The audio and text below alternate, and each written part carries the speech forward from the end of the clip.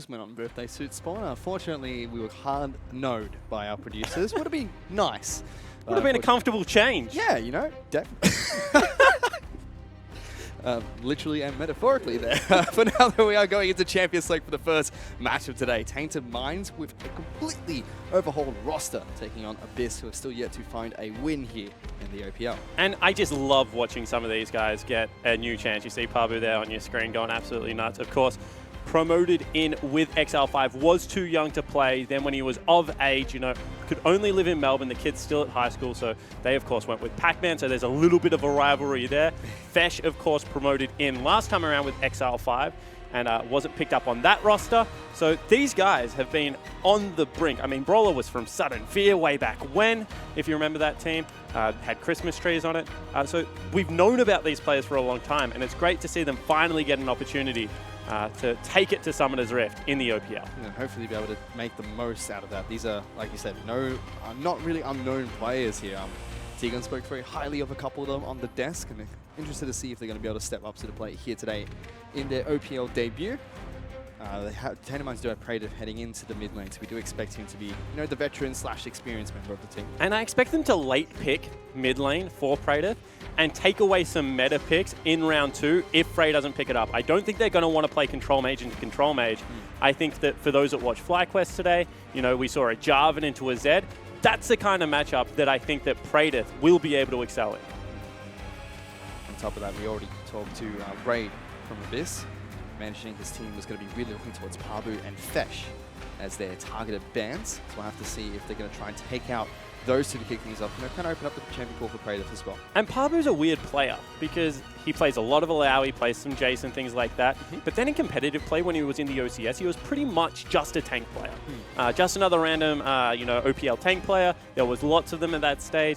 However, I do know that he has a diverse champion pool when he wants to, but hasn't necessarily gone to it in competitive play. As T-Gun said, much more standard picks out of the young top laner. Yep. He's a good teleport user. Look for him to set up some flanks. Yeah, let's see if Pabu can help Tainted Minds out here. Krisha and Brawler as well, the unknowns for Tainted Minds at the moment. See Pabu a little bit hyped up there to pick up Varus as the first pick. I talked to him. He missed his plane last night due to the bad weather in Sydney. He flew up this morning, 7:30 a.m. And for a kid that should be extremely sleep deprived, I mean, that night going into your first competitive game can be very disturbing.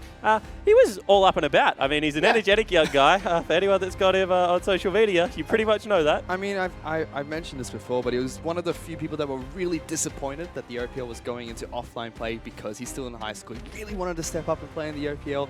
So the fact that he's getting his chance here today, he must be really excited for this one. He's already locked in.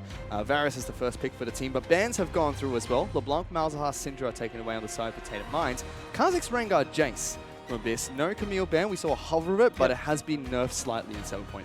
Certainly has, and there seems to be some answers to it. I mean, the Shen pick is showing up internationally with an early Tiamat. You can shove her in. You've got that W to take some nice trades with her.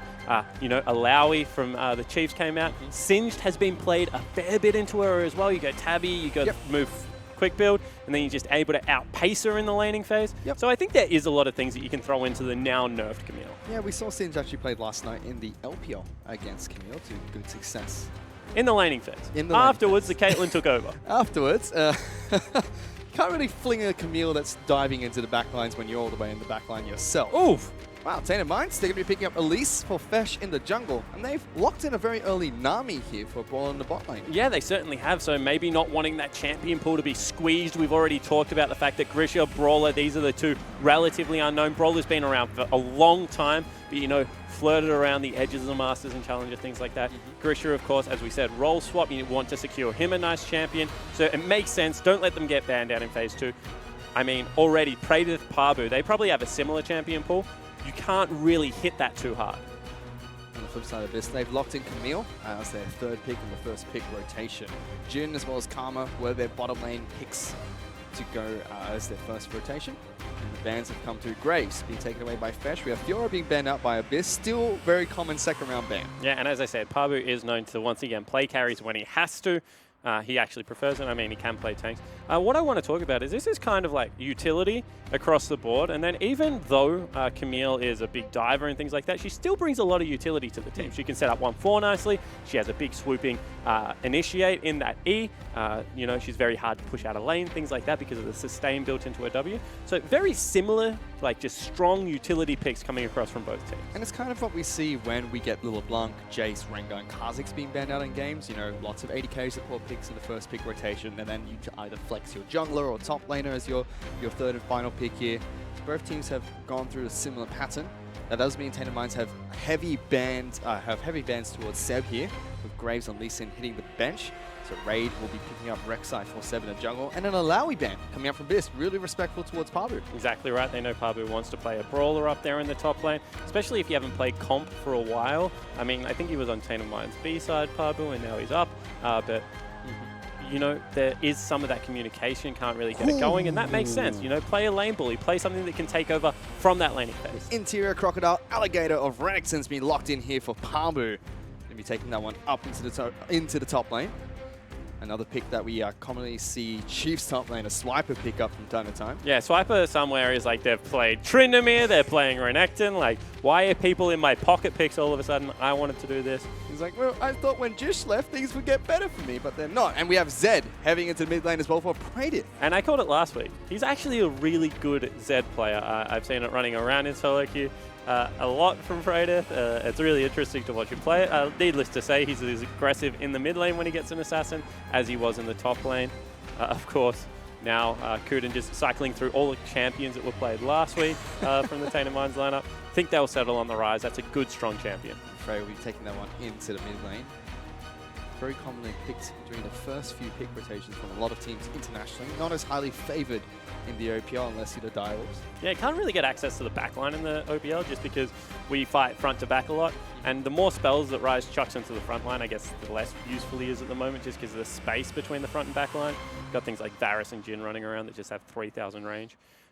But all things considered, we've got a brawl-heavy team comp with, you know, a fair amount of CC against a very standard 1-3-1, take over the map, strangle you out kind of comp out of Abyss.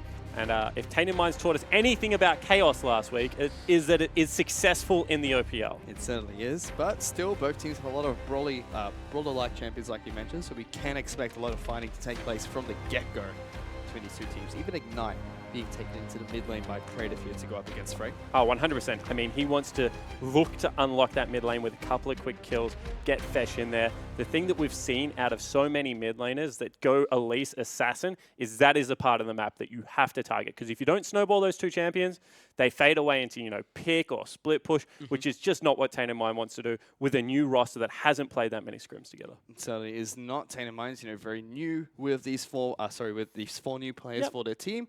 And Abyss, you know, have stuck to this roster for some time. They've settled in with Frey. Look like they're very comfortable playing him, but still yet to pick up their win. And I mean, last week was a great step forward because they were willing to make proactive plays against the best team. However, sometimes that's easier to do. Sometimes when you know that the game is going to be an uphill battle from day one, you're just like, we're going to throw caution to the wind. We're going to play a very reckless style. I want to see if they can translate that through now into a team that they actually should beat. I mean, Abyss, you've been together for a couple of months now, been scrimming, been in that team house together. You have to be able to take this game, to be able to give your fans hope. It'll give them a lot of momentum as well coming back into the OPL with a win over Tainted Minds here today. But Tainted Minds will not be going down without a fight, and might not even be going down at all here as we get back onto Summoner's Rift for the first match of the day between Tainted Minds and Abyss. And as we get onto it, just want to mention, you know, I'm not the only birthday boy here today. Spawn. We also have Fesh from Tainted Minds playing on his birthday. Certainly is. First competitive game in the OPL. Birthday boy. I mean, that's got to feel good. Wake up, eat some cake. I had a donut for breakfast. Similar kind of diet, Fish. Be able to get into an OPL game, nice and high on that energy. Crash after game one. Start sculling Red Bulls. I mean, that's just the life, isn't it? It certainly is. I mean, even Rusty got me a nice little donut for my birthday. So shout out to Rusty. Give him a thanks at Rusty Lol. For now, though, we do have both teams just fanning out across the map, kind of scouting their jungle entries, but neither team really doing anything too cheeky at level 1. Yeah, exactly right. And I expect this to be a game that is going to be won or lost highly through the laning phase. It's going to be up to whether Fesh can get in there, really mix it up, whether Seb can counter that with some good pathing. Rek'Sai can actually shut down Elise if you're able to get to a lot of ganks second and make sure that you're making her life a little bit miserable. So see how the laning phase goes for Tainted Minds, because I feel if they get ahead, they're just going to snowball this a la solo queue style. If Abyss are able to go with them, you know, start pushing in, then that macro play should come out trumps. Well, minions have crashed in the mid lane already, getting the action underway. Frey, they've already taken a little bit of harass from Frey in this lane. The melee range of Zed, not too comfortable in the early levels against a ranged champion like Rice. Certainly isn't. It comes to about level 4 or 5 when you have, you know, a couple of those extra spells, you know, a couple of points in queue, where you can actually start all-inning quite successfully. You need to be careful that you don't take too much damage before then, Fish, because otherwise the laning phase is just over for you. Yep. Now Frey's doing a pretty good job. Predator will be able to farm up quite nicely. Both of them starting with the refillable pot to kick things off. Frey with the Sapphire Crystal to try and get that 16 CS back. Pick up a tier nice and early. We check in with the bottom lane, Raiden Kuden against Grisha and Brawler, the new AD carry support for Tainted Minds. These are kind of the two unknowns for the team at the moment. Certainly is, but they're kind of going to try and Kuden. And what I mean by that is Kuden is very well known for playing an annoying champ pool that is all about sustain and keeping people topped up and just guaranteeing farm for his AD carry and playing very passive. That is the exact same playstyle you expect out of Brawler on this Nami. I mean, just get Grisha through the harass. They've started with 3 potions each. I mean, Nami's able to top up as well. This should not be a big surprise. There is action in the mid lane though. Predator's looking for Frey. Oh, predicts the flash coming out from Fesh. Will be able to take down Frey for first blood, but he's locked underneath the turret and a double kill comes out of Seb. I mean, but you can see why people were excited about Fesh when he was on Exile 5. Gets the mad life there with the cocoon. That is one for the highlight reel. Happy birthday, young man. Guaranteed first blood, but still big for Abyss as they're able to pick up a double kill on Seb, as well as the fact that they're freezing out this mid lane, going to make it very hard for the Zed to get back in. As we see it one more time, you see the flash forward, throws the cocoon out sideways. That is a mad life if I've ever seen one. They 100% commit, as you should. First blood over to a Zed, always a good thing. But now they need to be able to keep pace of Seb, who is going to be looking to, you know, just play that pathing style, continue to exert pressure over the map. And while we were in that replay, Pabu actually gets a solo kill up in the top lane against Pac-Man. Heads back to base, picks up a Doran's blade with an extra cloth armor. Hopefully we'll be able to get a look at that. And you know, a lot of people on Twitter were like, I'm still going with Tainted Minds. And everyone was like, why? Brand new team. And they were like, if a team has a raw talented lineup like Pabu, Fesh, Praedyth, there is just all the chance that they outmuscle you first 15 minutes of the game and you never get a look in. I mean, then you're not even playing League of Legends at that time. You're just playing, you know, solo queue. This is actually going to be the kill up in the top lane. Looks like it's a little bit of a turret dive, potentially. I mean, Pabu. No. Oh, yeah. Engage actually onto him from Pac-Man there, and Pabu just lays a smackdown. Ooh. I mean, that's rough. When you engage onto a crocodile and he just bites your face off. Of course, as I said, no love lost between these two. Pac-Man relegated with Trident, but then brought onto Abyss for Pabu's spot. So definitely some history there. Still must be a good feeling though for Pabu. You know, first game back in the first game in the OPL, up against Pac-Man, gets a solo kill nice and early. Yeah, a little bit of a emoji spam there. Renekton's actually one of the things I do love about Renekton, which is completely irrelevant as Fesh comes into the mid lane again. Not gonna be able to land that cocoon. He's got a cheeky laugh. He does. Is where I'm going. Very good cheeky laugh out of that crocodile. He's the champion I used to learn how to play top lane. You didn't learn well. That is true. Joking, it's your birthday. I'll stick to misfortune, Spawn. Just press on, we're all right. But now that we do have Fesh staying up in the top lane for now, Pabu already doing a good job in this lane, making sure the minions push back towards his side of the map, making it difficult for Pac-Man to farm at the moment. You can see he's conceding quite a bit of CS here. 16 down against the Renekton. Bottom lane though, Grisha and Brawler not having that great of a time against the Jhin and Karma combo. I mean, they certainly aren't, but at the end of the day, 9 CS in the bottom lane, especially for a new bottom lane, is what you kind of expect. You definitely don't expect a 20 CS lead and a solo kill in the top lane. That's probably the most surprising part of this map. However, it is mirrored kind of in the jungle because Fesh has gone very gank heavy at the start of this game, and Seb, you know, one good pathing double kill into a very quick clear. He's 35 CS for only 14. On top of that, we really see Varus start to come online at about level 9 once his Q is nicely maxed out. We'll have to see if that lane changes in the future. We will be able to check in with the gold really quickly here. Heavily in favor of Pabu at the moment, but Seb is carrying the most money on the map right now. However, he did put it into, I think, a tracking knife, so not going to be all that impactful gold. I mean, eventually, you know, when another 1,000 gold comes in, you have a completed jungle item, then you feel good. But right now, it's a lot of utility stats and tanky stats that he's picked up, which, unless he gets some, once again, good pathing ganks, he's not going to be able to really brute force anything. This isn't the Guts Tiamat Rek'Sai that we're used to seeing, that if you run into him at 10 minutes, he fights you. This is going to just be, you know, a controlled style, and that's what we're used to seeing out of Seb. But once he's able to pick up those 2 tanky items, we see lots of Rek'Sais go towards health very early on into the game. He will be a tanky beast to kick things off. That's going to be always going to be something very difficult to deal with when you have a very damage-heavy lineup. Pac-Man and Pablo are still going toe-to-toe up in the top lane. See, the Renekton doesn't really care too much about the Camille at the moment. Just has sustain to match. I mean, as soon as Pablo walks into that lane, throws out a Q, especially if Pac-Man's in there, he's going to be full health again. He has a refillable potion as well, so he's not investing into that anymore. As I said, he has some good sustain. Great wave clear. And these are some things that we theorize would give Camille trouble early. If you have good wave clear, you're able to shove her in, dictate where the wave is. If you have good sustain, you're able to match her that. She has lots of tools in her kit, but sustain ain't one, Fish, which makes it difficult to play against heavy wave clear. Meanwhile, Seb going through. Looking for Praetor in the bottom lane, pops the ultimate, trying to dodge out some of the crowd control. He's got to get back to safety, but takes a lot of damage in return, and no summoner spells burnt by either side. I mean, it has a little bit of a dance. That's a nice gank dodge. However, you know, burning the ultimate means now there's no kill threat onto Frey. Burning the pots means that now Praetor is looking for a bad back timing. So we'll see whether he's able to get himself back into this lane, because the last thing you want is to be trapped under your turret like this as a Zed with absolutely no kill threat.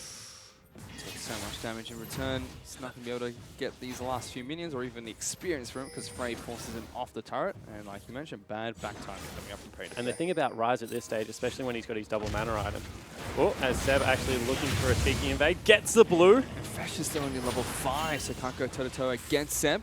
We'll be able to steal that away nice and easy. And now he's going to actually look for a turn. The tunnel's going to open up. Pabu in. Good damage on towards Pac-Man, but he just hops, skips, and jumps away from Has the ultimate still up? I mean, they cheated the Rise towards him to make sure that there was no dive forthcoming. Pabu would love to get underneath that turret at this stage of the game. And you can see that now Seb firmly up on that top side of the map. Pabu actually going to go for it. Pops the ultimate. Look at Pac-Man stuns him out of the hook shot. Will get good damage down on towards him. He has to flash away. The ultimate's not going to deal enough damage towards Camille, and Seb has caught up to the Crocodile, but he's going to try and fight him. Renekton almost taking down 2 in the top lane. And he's 43 CS up, Fish. That is a huge lead right now for Renekton. And one more time, even though his late game is not going to be anywhere near the Camille, if he's 3,000 gold up when he gets there, it's not going to matter. And although Renekton's late game is not fantastic, he still has something there. I mean, and with lethality, there's a chance that he just gets on top of the Jhin and one-shots him. I mean, any champion with a point-and-click stun still does very well as well. Locks someone down for a good old 2 seconds, and they're not going to have a great time, especially when you have a big Crocodile spinning all over them as well. Still very strong at the top lane. You can see the gold is actually pretty even between Tainted Mines and Abyss because of that. Yeah, I mean, 18 CS in the bottom lane, all of that gold that Seb was sitting on, that's going to equalize nearly anything. Once again, I expected this game to be very solo queuey. 10 minutes, second teleport back towards their turrets for both top laners. They know the importance of being able to win this laning phase. Grisha, Brawler, they're losing heavily at the moment. This AD carry and support duo from both teams have not gone back to base yet. Spawn still sitting on their longsword. Ray doesn't even use a potion. I mean, imagine now if teleports were available and someone could actually gank one of them. It would be very impressive. However, it looks like maybe just the jungler going to get involved. This turret's already very low here in order to see Grisha trying to do what he can to knock them off They have to back away. Seb's going to come down, and that will be first turret of the game taken down by Abyss. Pabu, though, up in the top lane. Try to dive. Kratos actually up here as well. Try to dive on towards Pac-Man. He's below 200 health. Minions will slowly crash. Ultimate nearly available again from Pabu. Ooh, is he going to go in? He does. He's going to get locked down, though, before any damage goes out. Takes the turret aggro and dashes away from it. Allows Praetor to pick up the kill. Actually, very well coordinated. They knew they needed a turret in response. They do give up the Infernal Dragon on the bottom lane, so good news story there out of Abyss. They kind of sacked Pac-Man for that. And you can see that we're going to play 2 halves of the map. We're going to play 2 top lane split pushes in a Zed as well as the Renekton, and we're going to have a very good team fight coming together. I mean, Frey is ahead at this stage of the game. Raid's ahead in CS quite heavily. It's going to be pretty cool to see how this one plays out. So although Abyss do get the first turret gold there, Tainted traded back quite nicely with a turret of their own and a kill. So that should be pretty even. And the gold is fairly even between the two teams, but they do get the Infernal Dragon, like you mentioned. Very good at this team. Lots of ability power from the Rise. I mean, Jin's going to be stacking 80 like throwback. No, I mean, look at this fish. We've got pretty much a lane swap coming out after first turret's gone down. Huh. Both teams content with the laning phase that means, and all they're going to do is they're going to flip it on their head. Yep, we're going to see more fighting in the bottom lane. This time round, though, Varus has his tier and close towards his Yomu, so should be able to go toe-to-toe against Raid and Kuden thanks to the poke he provides. Should just be wave clear as well. You know, as soon as you get the tier, then your mana sustain is up there enough that you can just throw out Qs at the creep wave. Oh, yeah, that is not fun. And all of a sudden, you're in dive range again, Pac-Man. No ultimate. Pabu's got the ultimate. He has to back away. He's going to lose so much CS on this turret. This Camille is not having a great time today. You can see the hook shot coming out just to get him back to safety. And Pabu thinks he's singed at the moment, wants to force him all the way back to base. Ooh. On the top now, you can see already Brawler's been taken out. Grisha takes a lot of damage in return. So it seems like the two sides of the map are kind of evening out here, Spawn. Yeah, 100%. I mean, but the kill went over this time to the Jin, so Raid able to pick that one up. And, you know, on the other side of the map, you see the two jungler and top laner once again pushing in the turret. That's going to fall down. So kill advantage goes over to Abyss because they're able to pick that one up. However, equal gold. And now they're looking for potentially another dive onto Pac-Man. Yeah, there could be a dive bottom lane going on as we already have Fesh on the least sitting down there with Flash available. Top lane turret will fall shortly. Not going to be defended by Tainted just yet, but Fesh shows himself. Just looks to push out this wave, possibly push Pac-Man off of it. I mean, if anything lands, he's dead. There's the Cocoon coming out. Pac-Man's taking a lot of damage. Exhaust goes down on top of him. He pops the ultimate, but will get taken down. Now they're looking towards Kuden. He's trying to run away, but gets body blocked by the Spider. Forced to flash away, and Tainted gets some of the spells and another kill. All of a sudden, Rek'Sai is here as well as the Rise. They're going to have to try and turn this around and fight at some stage. Rise is going to be able to come in. Pabu's trying to get away. Fesh has taken out Kuden and flashed away. He's gotten out of that. Now we have to see if Fesh can do the exact same thing. Pabu looking to try and go back in and protect his Spider, who's repelled over the wall and is running away from Frey.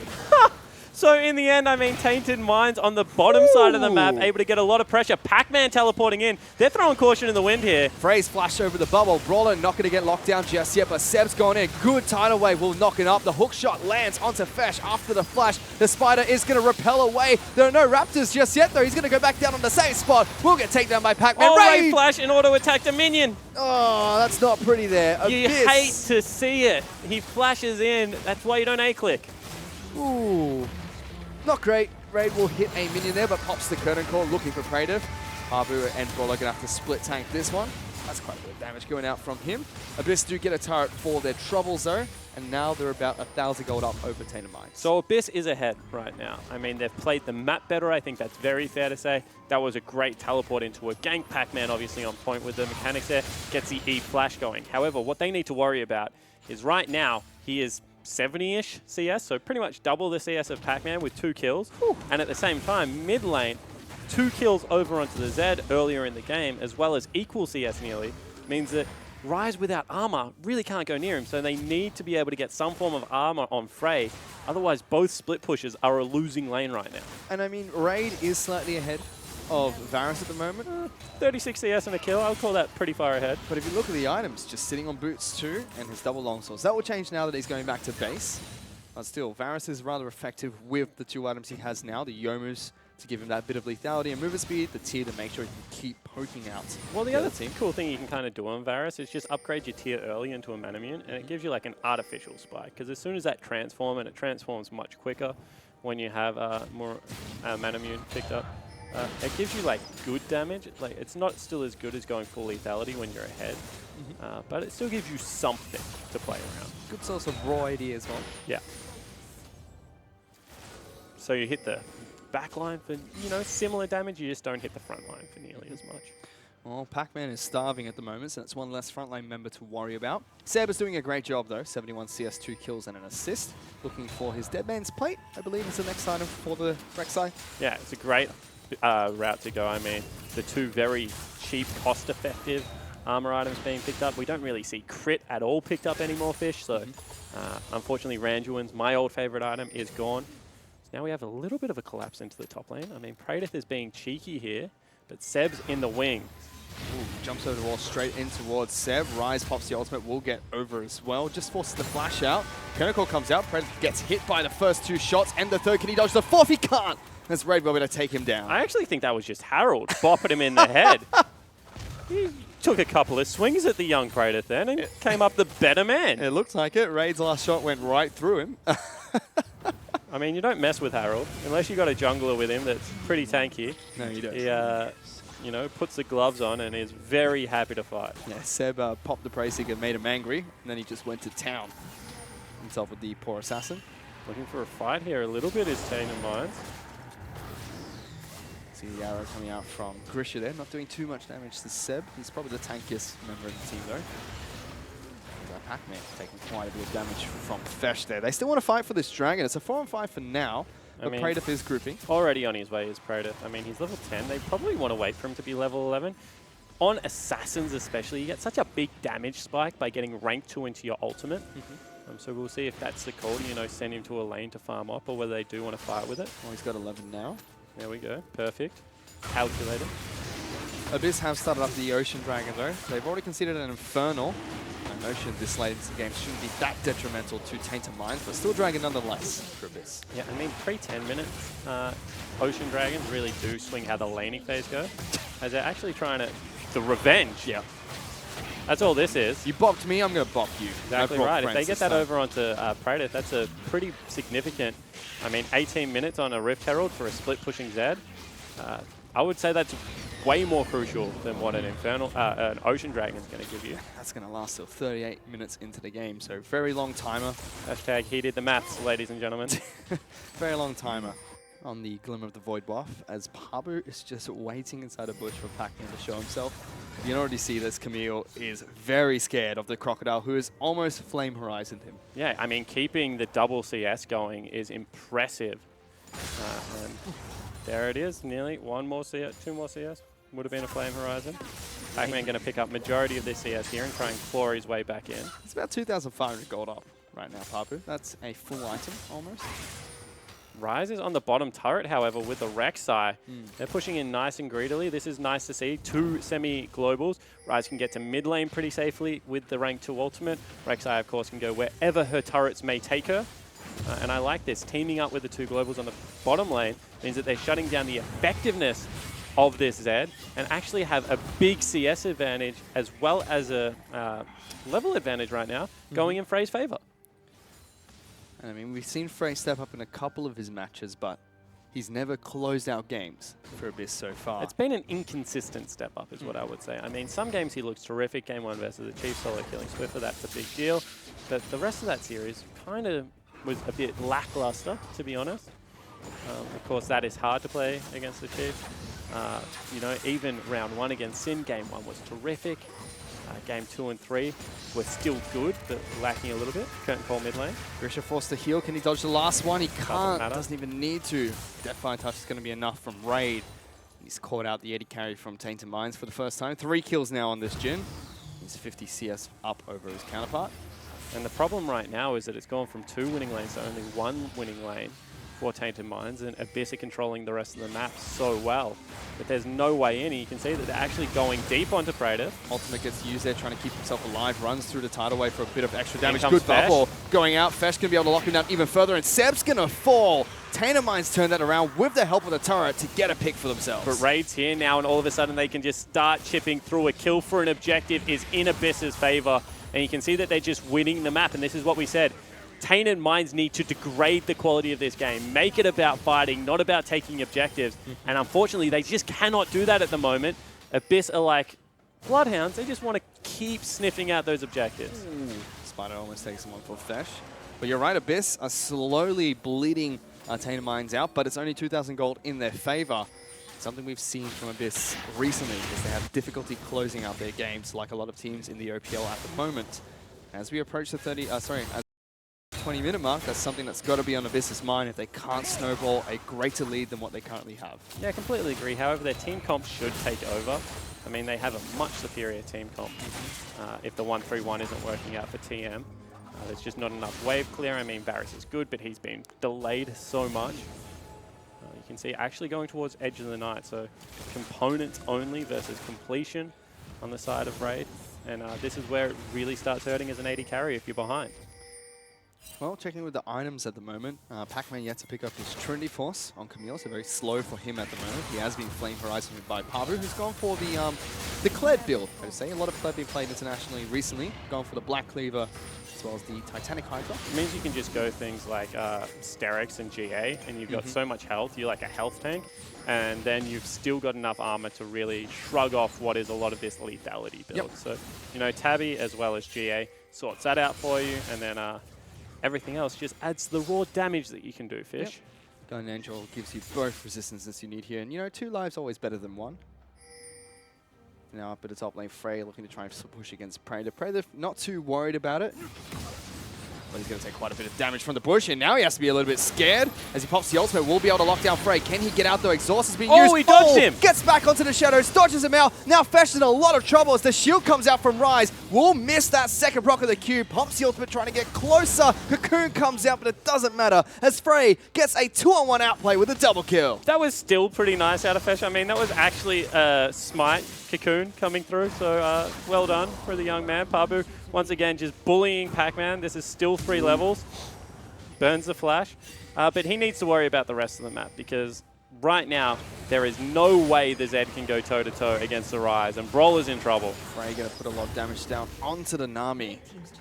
Pabu is able to turn the 2 kills around for Tainted for a turret as well as a flash on their top laner, but like you mentioned, the rest of the Tainted squad really falling apart.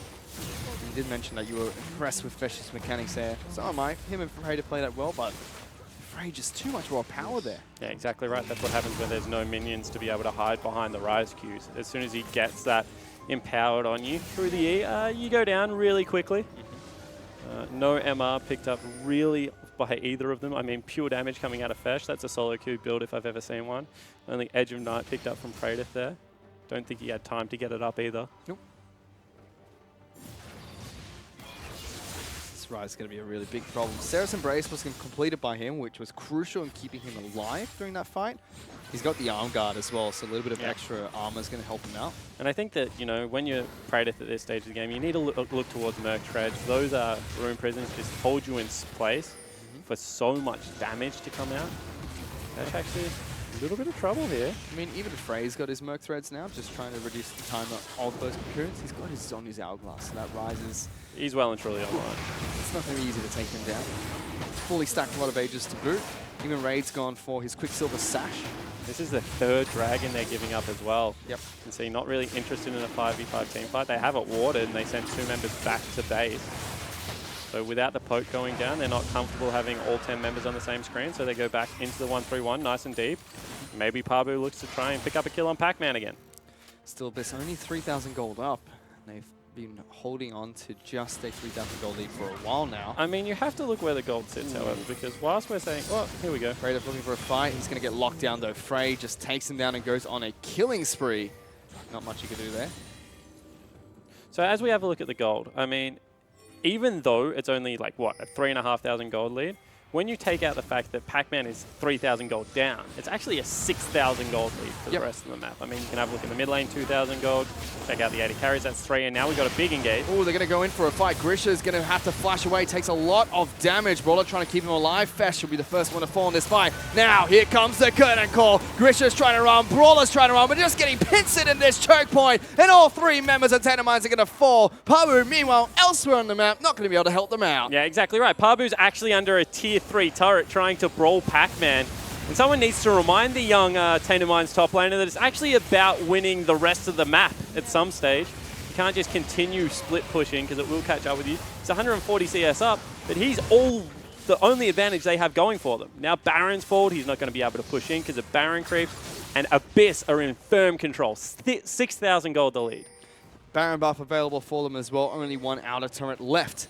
Sorry, inner turret left for Abyss to take down. So Tainted should now be back on defense. Here's a replay of that fight. Yeah, great ultimate coming in. And you can see that they're just able to get so much damage out onto Fesh. That is going to be Raid picking up the kill. Then Seb persists with the other 2 members. Of course, can't fall down. He's way too tanky. And they just chase them through, able to grab all the kills up for their AD carry. All of a sudden, Raid is well and truly online. and there's no one that can really run with Raid or Frey at this stage of the game. Still only Pabu with any kind of advantage. Big misplay from Grisha during that fight as well, missing the ultimate, mistiming of the Rise. Teleport coming in there. Would have been crucial in such a small choke point. Might have been Fesh got out alive, but still, Abyss turned on that fight pretty quickly there, caught them off guard. Now, let's see if they can start to slowly try and close out this game against Tainted Minds. Up in the top lane, they have Frey already starting to split push. Praetor is still the one sent to deal with this Rise. Not going to have a great time here. Does have the Glimmer of the Void available, but we've seen that hasn't mattered too much against Frey. Yeah, you'd say completely ineffective. He's 3 levels down, so whatever gap there is between the Camille and the Renekton now exists. Maybe looking for a teleport play, however. It seems like that's what Renekton's been waiting for, but Praetor is dead, and immediately Palu walks off with the Fountain. They had some deep wards ready for him to teleport to, but losing their mid laner, not going to be great for Tainted Minds. Yeah, it means it's just not going to happen now. 7,000 gold in Abyss. With a little bit of chaos in the early game, still showing that they can make it happen in the late game. And Frey as well as Raid have just been the stars that they're looking for. Seb got it rolling early with some very good pathing to cut off any aggression that Fesh had. However, since then it has been the complete Abyss eSports show. Which means Abyss will be able to take down the inner turret up in the top lane. Harbor's trying to go in and get some damage down to Raid. He's forcing the flash away from the bubble. But lots of heals coming out. I mean, have a look at that. That's without the AD carry there. Pabu can nearly one-shot Raid. If they just had have committed to team fighting a little bit earlier, I feel that they would have been able to get it done. Now, however, with the map opening up, Pac-Man's just going to be able to catch up. And it looked like that's what they were trying to set up when they were pushing for the top lane inner before Praetor went down.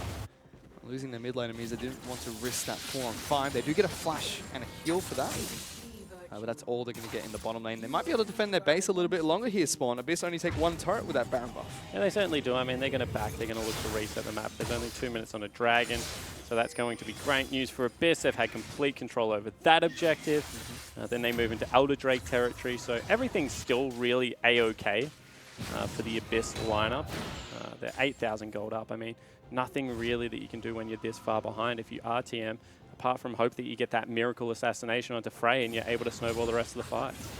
Speaking of Frey, he's back down in the bottom lane, continuing what he does best, split pushing and destroying minion waves. He's already got his Haunting Guys picked up, looking for Lilandry's Torment as his next item. That's going to be brutal. More health for him, more damage, more penetration. Fesh has made a little bit of an error here. The only things that you can build out of a needlessly large rod are a Death Cap, which you generally don't go, as well as a Luden's Echo, which he's already got on his blue enchant. Or you can go for a Seraph, which I feel he's maybe a little bit too late in stacking at this stage of the game. It's the, feels like the Rylai's has changed syndrome coming out from Fesh. We've all done it. Far too many times. Seb's going to take quite a bit of damage though. Down to half health just from the jungler support combo. Still packs a punch. But yeah, Rylai's used to build out of needlessly large rod, now only blasting one. And Rylai's is probably the go-to item after Liandry's. Maybe Zhonya's as well. That possibly also doesn't build out of that anymore. Nope. I still make that mistake. People rage at me. However, I feel like they got their lane assignments a little bit better. They've got the very suppressed Camille going up against the Zed, who also has been held down. Actually, to the point where Camille's ahead of the Zed at the moment, as well as the Fed Renekton, the only member left on the side of Tainted Minds that is ahead, going up against the Rise. So you can see that the wave clear is much easier at this stage of the game, and they were able to stall out a lot of that Baron. Ooh, they might actually try and look for a fight here. Camille is split pushing the top lane, but Tainted Minds have grouped up as 5. I mean, they have to go soon if they want to go for it, because otherwise Camille just takes the base. Yep. And it looks like they're going to try and force down this Dragon. Infernal Dragon is the target of choice. Camille's already on the top lane inhibitor turret. That's going to take quite a bit of damage. They take it down nice and early. Turret's down half health, but Brawler, it's going to get locked down here. There's the Zhonya's coming out from Frey, keeping himself alive. They do lose their inhibitor turret during this fight. Let's see if Tainted Minds can try and take this one down before he can join them. Frey's been jumped on by Praetor. There's the ultimate coming out from the Zed, shuts him down, pops him like a balloon, and Pabu's now gone into the back lines, looking to lock down Kudid. He will be able to get back, but they lose their inhibitor on top of that. Tainted Minds win a fight, but lose their base. Yeah, exactly right. All of a sudden, Kunin's still being stalked here by Pabu. He's going to get locked down. Does have the blast cone to get himself back to safety, or potentially on top of him. but we'll use it to jump away. So you actually have to give pretty big props right now to how Tainted Minds went about that. They were able to equalize Infernal Dragons, which is going to be good, as well as the fact that they got a huge shutdown onto Frey, which means that, you know, they're going to be able to control a little bit more of the map. They got some much needed gold onto Praedyth, and now they soak up these big minion waves. So even though they lost the inhibitor, it is the one closest to Baron, going to be a little bit easier to control, and it will be back up when Infernal Dragon is ready to spawn. On top of that, Elder Dragon. On top of that, Tainted Minds do have two very strong split pushes at the moment, so they can probably deal with those super minions pretty well, but it's still not a great thing to have your base broken 30 minutes into the game. I mean, when you're 8,000 gold down 30 minutes into the game, there's no really good choices to make. You just have to make a choice.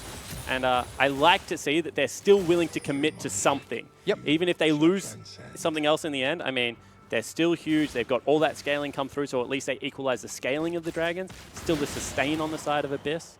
But it is, you know, a launching platform they can look to rebuild on. And I mean, if you can continue trading, the longer you still out the game, the more irrelevant gold becomes. So if Tainted Minds can continue making these trades, although they'll slowly lose bits and pieces, they might be able to hold on long enough to go for a full 5-on-5 fight inside of their own base. But Baron is back up and available. Abyss have cleared out wards, picked up the Scuttle Crab, and looking to see if they can force a fight or potentially force a take of this Baron. Yeah, now they have to look to try and maybe catch Raid or something like that, who's staying in the mid lane, because if they run into the 5v5 here, I feel, especially with the teleports coming in from Camille, they're at a supreme disadvantage, because their backline, level 14, level 12, is just not going to be nearly as good as shredding through the Camille as what the Ryze is going to be able to do to that Renekton. Checking with Raid now. He's got his Infinity Edge, as well as a Mercurial Scimitar. There we go. Baron started up. They do know it's been pinged out.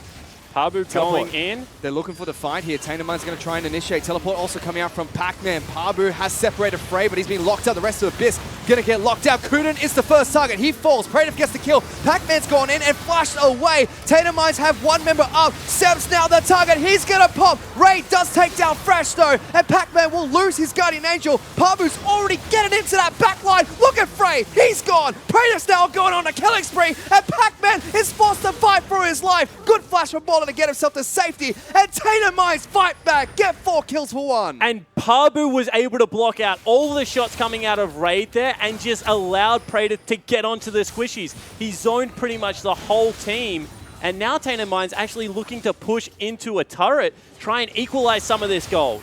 You do have a big minion wave pushing on the top side of the map. Tainted Minds will have to send someone back shortly, but they will be able to take down a turret for themselves. Abyss are going to get some of their members back online. They could potentially try and pressure Baron again without these teleports available. But Tainted Minds now only 4,000 gold away from Abyss. And that's exactly what they needed. We had big teleports coming in. Of course, you can see Pac-Man there on your screen. Appears in the fight, but look at Pabu at the front of this team fight. He's just able to block out the bullets. Pac-Man can't get access. Seb can't get access. And all of a sudden, you just have this huge crocodile who is able to, I mean, zone the 2 damage-dealing threats, and everyone else can just put out as much damage as they want. And one player from Tainted Minds I really want to highlight here is Brawler. I mean, Brawler hasn't been a fantastic player in the laning phase, but every single team fight, fantastic redemptions, good bubbles, good tidal waves, even exhausting Pac-Man when he comes in, all down to flashing away from that final shot that would have killed him. Great play coming out from him in these team fights, and Tainted Minds, for a very new team, looking like a cohesive unit in these fights. New social media competition, guess which lane Fish plays in solo queue the most. Hint, it may or may not be support. But this is not true. He played it well. You told me you were support main the other night. I have the recording. Don't you lie to me. But I never get put support. I always get autofilled top.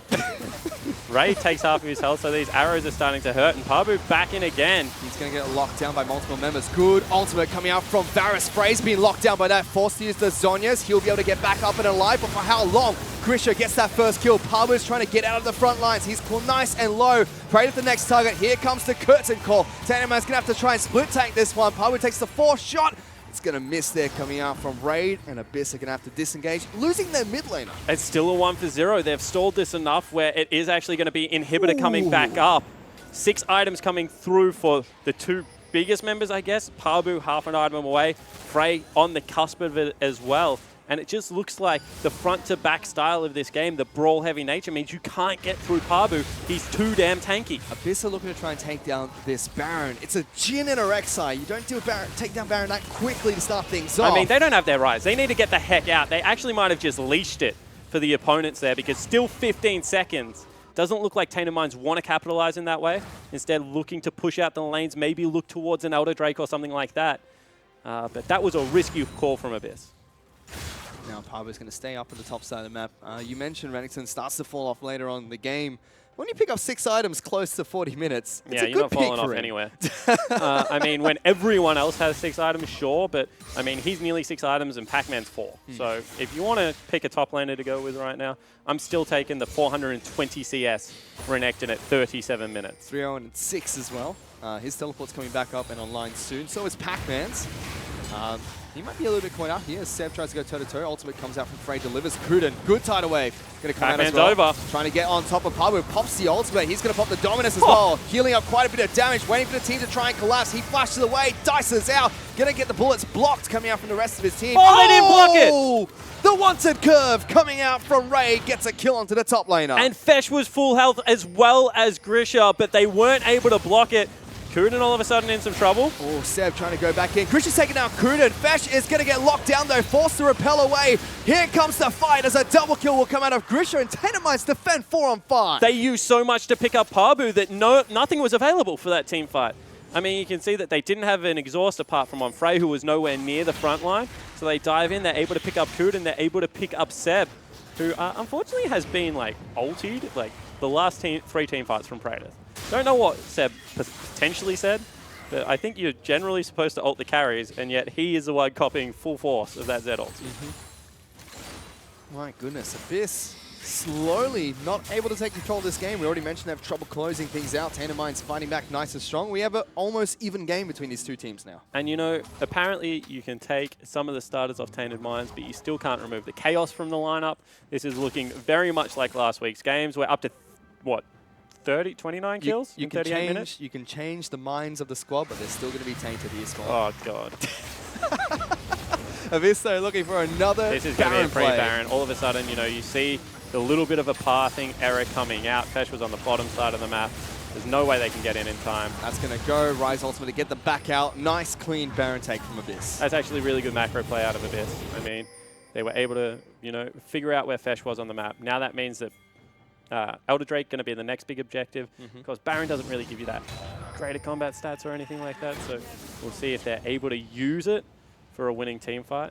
Still gives you a nice chunk of AD and AP, but as you mentioned, Elder Drake's better. Certainly is.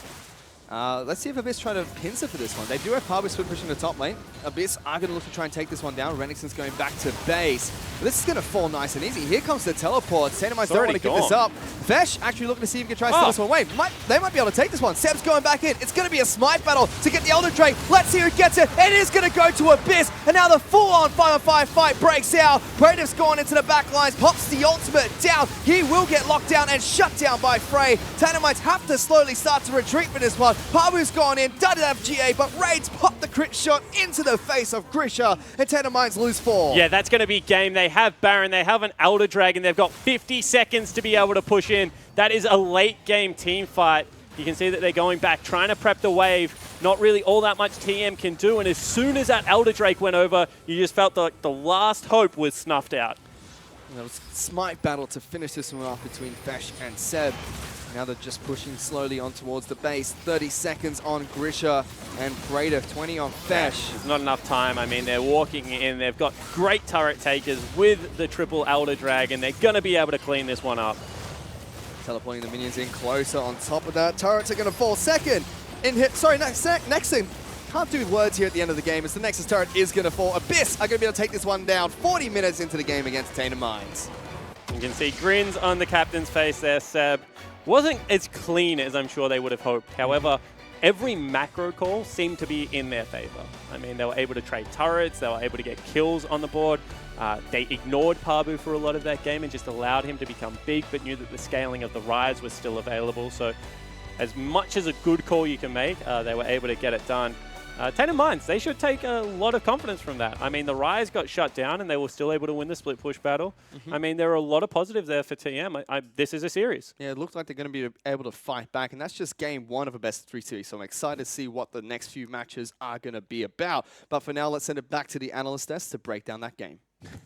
Thanks very much, guys. Well, there we have it. Abyss, proactive play, sees them take one game over this new Tainted Minds squad. But the story of this game seems to be Babu is out of nowhere, 450-odd CS in this game. T-Gun, I mean, you said going into this you were impressed with the guy, you played a lot with him, but, I mean, did you expect him to kind of hard carry as much as he did, or tried to at least? I expected him to do well. I'm going to be honest here. I expected him to really do well. He had to prove something against Pac-Man, who famously replaced him on Abyss. I didn't expect that. I didn't expect for Necton. I didn't expect him to almost. I don't think he did. I think he almost double Flame Horizon did. Yeah, very but close there. Very close. He put on a hell of a show. It just wasn't enough. Well, it was just, sorry. Yeah, it was just one of those cases where he played a very lane priority champion. He managed to make it work initially in that lane game, but eventually he does fall off. But he played a really good show. And as we take a look at this draft, we see a lot of new picks because of 7.3 as well, right? We see Camille not just getting through the ban phase, but also not even being first pick priority, T-Gun. Yeah, I wouldn't say it's just because of 7.3. I would say it's Tainted Minds had these counter picks planned. I guarantee that's why they didn't pick Camille. They were like, whatever, let's play Renekton. I think Praetif just was going to play Zed. I don't think it mattered what was picked. So I think that might be what got them through. And I don't like it as a choice. Yes, Renekton popped off, but could he have done better on Camille? Like you were saying before, on an off-meta champion, you can only play to such a level instead of playing the strong meta champions. So maybe that should be the decision they change, even though he played really, really well, exceptional even. I don't want to take anything away from him. But could a better champion have fit him better? I think in that specific situation, it would probably be a no because of how well he played. I mean, maybe if he was playing Alawi, yeah, but we realized that it was actually taken away from him. But the thing is that in that situation, I have to say, he did it so well that it probably was worth the investment into Renekton. All right, well, let us take a look at this First Blood replay. And Mendrix, as we bring this up, what are we looking for here? What makes this an important piece of gameplay? What makes this important is how he's able to predict the flash. Fesh jumped in, knew exactly where he was going to go to. I mean, it ended up being a double kill going across, but that just shows what Fesh is capable of. It didn't play too much because the game went late. When the game goes that late, then it ends up being one of those situations where it wasn't too big for Seb coming through afterwards because of the double kill, but it's actually big just illustrating how strong he is mechanically. Yeah, I would say something else to think of is it was a great play, but were they thinking of the map? Because Seb was obviously able to come in, clean up, get the double kill. Was that a thought? Were they thinking, it doesn't matter if he comes, we're just going to go for it? Or what was the thought process behind there? Because that could be a bit of the solo queue creeping in there. Now, Exactly. I want to highlight something because one of the storylines throughout this entire split for Abyss has been Frey. Just, as Frostgren deemed him last year, the one true mid laner, obviously. But there was a moment today where he really kind of showed how exactly he meant to use this Rise ulti, the teleport. Man. That's correct, yeah. So I was coming into the next replay that we're going to see. He used it in the right moment in time as they're going for the fight, right in between there, blocking their retreat. This is, a fantastic twite away from Brolo there, but this is how you're supposed to play Rise. It's got to block off the retreat, gets your team exactly where it needs to be, always in a favorable position, and they're able to clean up off the back of this. This is what really puts them in a commanding lead until the next sort of replay comes around. Yeah, it was perfect. There's nothing else to say. They know Pabu can't TP. He didn't have his Spirit Visage. He had 0 MR. He's not going to go near a Rise. Why would you? He's going to stay in the side lane. And Keep they made that Rise. Yeah, they made a great decision. They killed everyone else. That's what you got to do, right? If he TP's down at that point in the game, he's literally just going to get blown up. Yeah, he's dead. There's nothing he can do. So that was just really, really good decision making by Abyss. They know, all right, our side lane is just, we can't kill this guy, but he's not getting enough. He wasn't getting the inhib. He wasn't really splitting enough. So why deal with it? Why not just kill everyone else? Just avoid it the entire time. I mean, when we talk about Pabu, though, his build as well, when we were watching this backstage, you were saying it kind of reminded you a bit of a solo Q build, right? Yeah. Like a solo Q build, I should say. Bit of both. Because a lot of damage, not a lot of MR, and perhaps thinking more, I need to carry this game. Yeah, we even said he might have went Ravenous Hydra instead of Titanic, and that would have been the ultimate this is solo queue build, right? The only reason it worked is because he got so far ahead. He's up 2 kills, he's up 80 CS early. That's why you start going these items. And the reason why as well it seems to be so more solo queue heavy is because he built pure armor. I mean, you have to look at it in terms of him going, if you go armor that early for that long, you're basically saying, all I want to verse is Camille. Keep showing me where Camille is in these lanes. I'm going to go exactly there, make sure I can keep her down. Yeah, Mendrix, what about this Baron fight we saw about 33 minutes into the game? So yeah, this is sort of a turning point actually coming into it. Because this is what's really good about this play that we're looking at specifically. Pac-Man is late, but that's not the big point. Frey walked off to the side there. As you can see, he's walking back into the team fight now. But he actually was nowhere near this fight. And then this allows Tainted Mind to have fantastic target priority. They're able to just jump into a Frey's like, I'm here to help guys, but it's too late, you're dead again. And this is actually the point where Tainted Minds can actually fight back. Pabu's so tanky, he's so strong at that particular point because he's finally managed to complete his item set. He's got himself a Spirit Visage, a Dead Man's Plate, so he's got a good mix of resistances to make sure that he remains healthy in the fights. But at the end of the day, you really cannot do that. You really cannot just walk away from your team the moment a team fight breaks out. You have to be there, you have to commit to it. I would say that was pretty much a perfect fight from Tainted Minds, except one thing. The last bullet of Jin got through on Fesh, kills Fesh, now they can't do the Baron. If they were able to get the Baron there, I would say they probably would have won the game. I don't think it would be too outlandish to say, but that one bullet sweeps past Pabu, curves a bit through another player, smacks Fesh right in the head, and now you've lost the objective you were fighting for. Well, there we have it. Pabu's Renekton. Will we see his return in Game 2 of this series, or will Raid's Jin just maintain that dominance like he did in Game 1? We're back with Game 2 right after this.